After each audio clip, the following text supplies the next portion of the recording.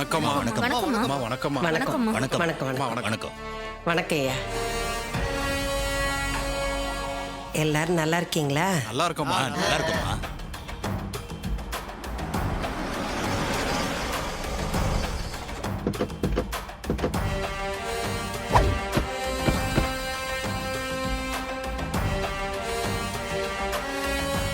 வணக்கங்க. வணக்கம்மா. வாங்க உட்காருங்க. ஆ, உட்காருங்க ஐயா. உட்காருங்க சார்.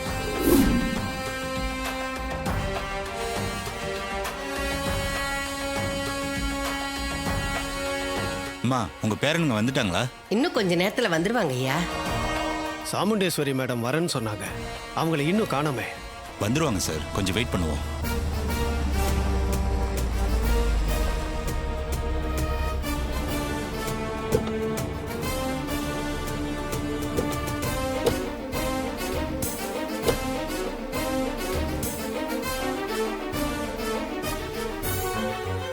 பாட்டி பாட்டி வாங்க ஐயா வாங்க.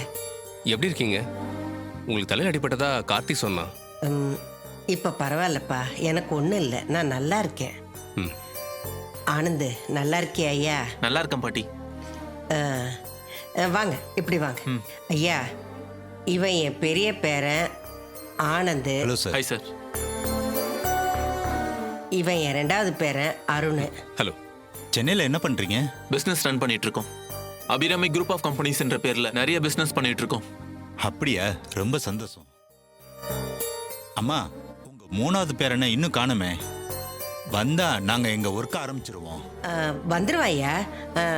நான் ஃபோன் பண்ணி பார்க்கட்டுமா? ஆ.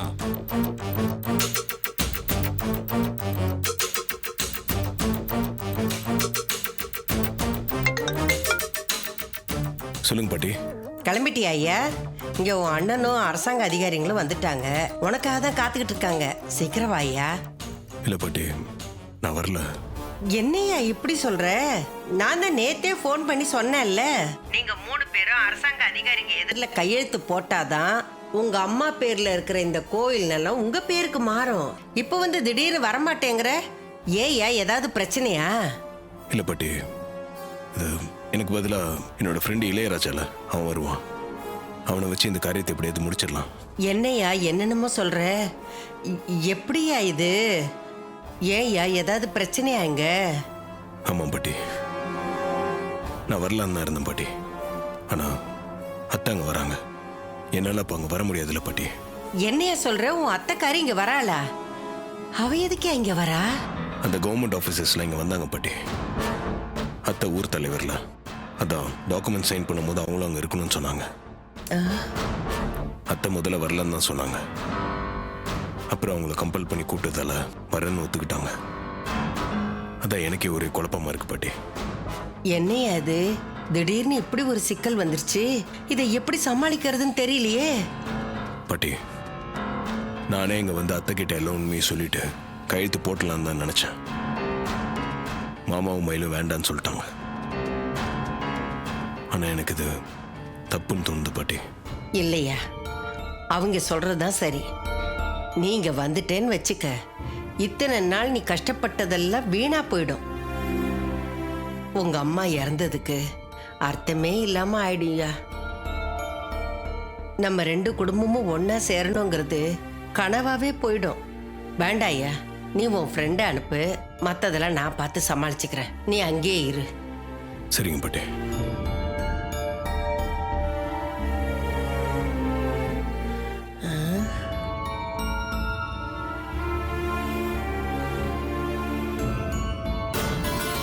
அக்கா, என்ன சந்திரா? சீக்கிரம் வாக்கா போலாம். அங்க உனக்காக எல்லாரும் காத்துட்டு இருப்பாங்க. ஏண்டி பறக்குற? எனக்கு அங்க போறதுக்கு கொஞ்சம் கூட பிடிக்கல. ஏதோ ஊர் தலைவருங்கிற முறையில கட்டாயப்படுத்தி கூப்பிட்டதுனாலதான் நான் அங்க வரேன். மொத்தப்படி எனக்கு அந்த கிழவி முகத்துல முழிக்கவோ இல்ல அந்த லூசு பேரனை பார்க்கவோ எரிச்சலா இருக்கு. இனிமே அந்த கிழவி குடும்பத்துக்கும் நமக்கும் எந்த ஒட்டு உறவும் இருக்கக்கூடாதுன்னு தான் நினைச்சேன். விதி ஏதோ ஒரு வகையில அவங்கள சந்திக்கிற சூழ்நிலைய உருவாக்குது.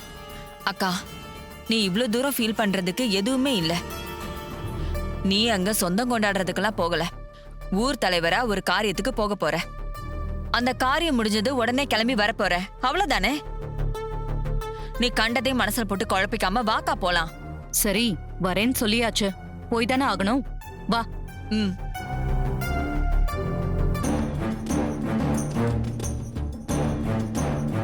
மாப்ள, நான் பக்கத்தூர் வரைக்கும் ஒரு வேலை விஷயமா போயிட்டு வந்துடுறேன்.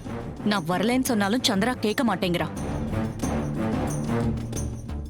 ஆ சரிங்க அத்தை.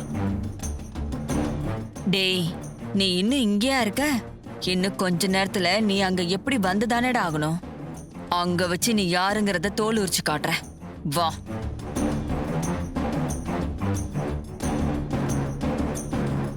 என்ன யோசிக்கிற? ஆ, ஒண்ணும் இல்லக்கா, போலாம். வரேன்.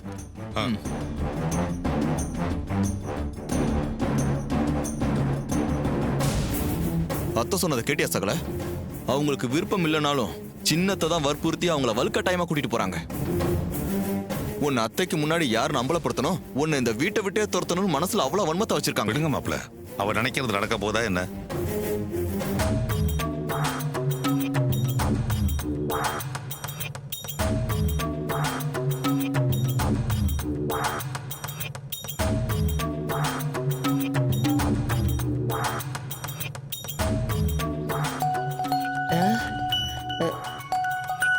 ரேவதி,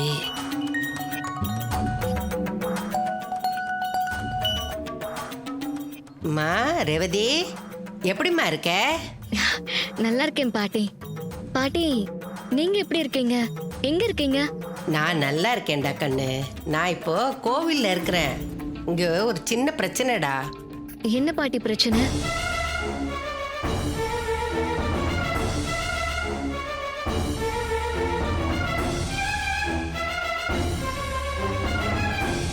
பாட்டி, நீங்க சொல்றதெல்லாம் வச்சு பார்த்தா இதுக்கு பின்னாடி சித்தி தான் இருப்பாங்களோன்னு தோணுது. கார்த்தி உங்களோட பேர் என்ன அம்மா கிட்ட நிரூபிக்கதான் இதெல்லாம் சித்தி செஞ்சிருக்கணும். எனக்கு ஒன்றும் புரியலடா கண்ணு. இங்க 2 பேரனுங்களும் வந்துட்டாங்க. கார்த்தி வந்து கையெழுத்து போட்டா அபிராமி பேர்ல இருக்கிற கோவில் நிலம் பேரனுங்க பேர்ல மாத்திரலாம் அப்படின்னு அதிகாரிங்க சொல்றாங்க. அப்படி இல்லைன்னா கோவில்ல உரிமையை நாம கொண்டாட முடியாதான், அது அரசாங்கத்துக்கு போயிடுமா. என்னென்னமோ சொல்றாங்கப்பா, எனக்கு ஒண்ணுமே புரிய மாட்டேங்குது. பாட்டி, பயப்படாதீங்க. கோவில் நம்ம கையை விட்டு போகாது. தைரியமா இருங்க. ஆமாண்டா கண்ணு, இது நம்ம கையை விட்டு போயிடக்கூடாது. இது நம்ம பரம்பரை கோயில். இங்க திருவிழா விசேஷம்னு எது நடந்தாலும் நம்ம குடும்பத்துக்கு தான் முதல் மரியாதை பண்ணுவாங்க. இந்த கோயில் நம்ம கையில இல்லைன்னு வச்சுக்க, இந்த மரியாதையெல்லாம் நம்ம எதிர்பார்க்கவே முடியாது. அதுதான் கொஞ்சம் வருத்தமா இருக்கு. இன்னும் பாரு, உன் புருஷனோட ஃப்ரெண்டு அவன் யாரு, இளையராஜா, அவனும் இன்னும் வந்த பாடு இல்லை. உன் அம்மாக்காரி இன்னும் வந்த பாடு இல்லை. உன் அம்மாக்காரி வரவே மாட்டான்னு தெரிஞ்சா கார்த்தி சுலபமா இங்க வந்து கையெழுத்து போட்டுருவான். ஆனா அது தெரியலையே. இந்த நேரம் பார்த்து கார்த்தி வந்து கையெழுத்து போடும்போது அவன் யாருங்கிற உண்மை உங்க அம்மாக்காரிக்கு தெரிஞ்சு போச்சுன்னா அவ்வளவுதான். இத்தனை நாள் அவன் கஷ்டப்பட்டதெல்லாம் வீணா போயிடுமே. என்ன பண்றதுன்னு எனக்கு ஒண்ணுமே தெரியலடா. எனக்கு படபடப்பா வருது, பதட்டமா இருக்குது. ஓ சரிடா கண்ணு, நேரம் ஆகுது, நான் போனை வச்சிட்டுமா? சரிங்க பாட்டி. முருகா முருகா.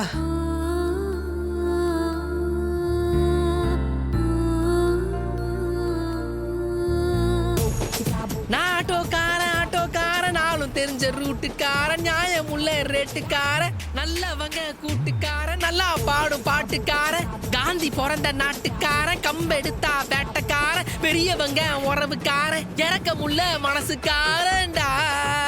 நான் எப்பொழுதும் ஏழைக்கெல்லாம் சொந்தக்காரன்டா. நான் எப்பொழுதும் ஏழைக்கெல்லாம் சொந்தக்காரன்டா. ஏ அஜுக்கு என்ன அஜுக்கு தான், குமுக்கு என்ன குமுக்கு தான், அஜுக்கு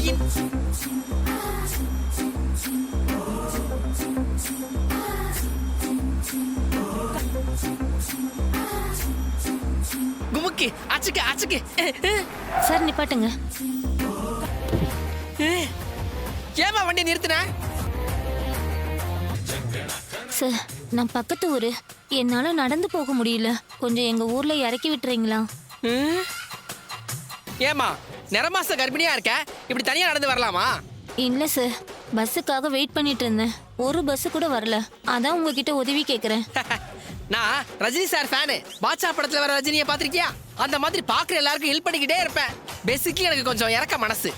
நிறமாச கர்ப்பிணியா வந்து ஹெல்ப் கேக்குற, உனக்கு செய்யாம இருப்பனா? வந்து வண்டியில உட்காருமா, நீ நிக்கிறது எனக்கு கால் வலிக்குது. நன்றிண்ணா. என்ன சொன்ன? அண்ணனா? ஐயோ, அண்ணன்னு சொல்லி சென்டிமெண்ட் வேற டச் பண்ணிட்டீங்க. அண்ணன், இந்த அண்ணன் உனக்காக என்ன வேணாலும் செய்வோமா? வந்து வண்டியில உட்காரு. ரொம்ப நன்றிண்ணா. நன்றி சொல்லியே 4 நாள் ஆயிடுச்சுமா. வந்து வண்டியில உட்காரு போதும்.